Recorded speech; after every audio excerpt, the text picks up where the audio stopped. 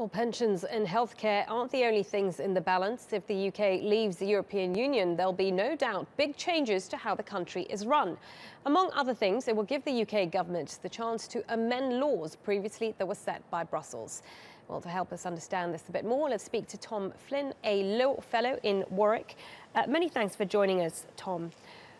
We've heard a lot about the dire economic consequences of Brexit, Hello. but what are the legal implications? Would it be messy, and would the UK be better or worse off?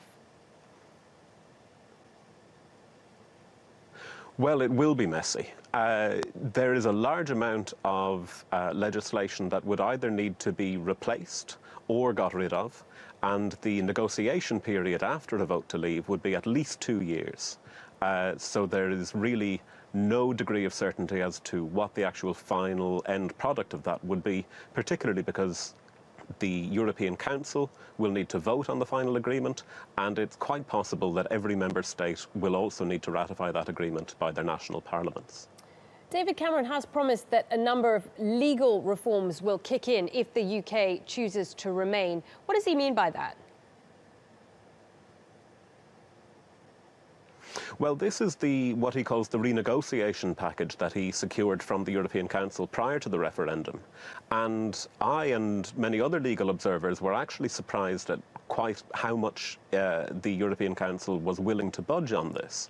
So in terms of what he calls the emergency brake on free movement, in terms of paying locally indexed child benefit to EU migrants, this was a pretty substantial degree of packages, and that is now legally copper fastened. That will come into effect in the event of a vote a vote to remain.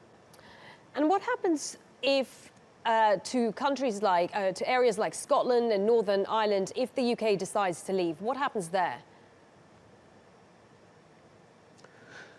Well, there's a very interesting disconnect in that very frequently British Euroscepticism is in fact English Euroscepticism. So the United Kingdom of Great Britain and Northern Ireland, which is England, Wales, Scotland and Northern Ireland, opinions do vary in the different parts of the country. We know that the British Constitution is in a state of flux at the moment. The Scottish referendum in 2014 showed us that, and it is quite possible that in the event of Scotland voting to stay, but England voting to leave, and England's larger population dragging Scotland out against its will, the First Minister of Scotland has hinted that this may well lead to a second referendum.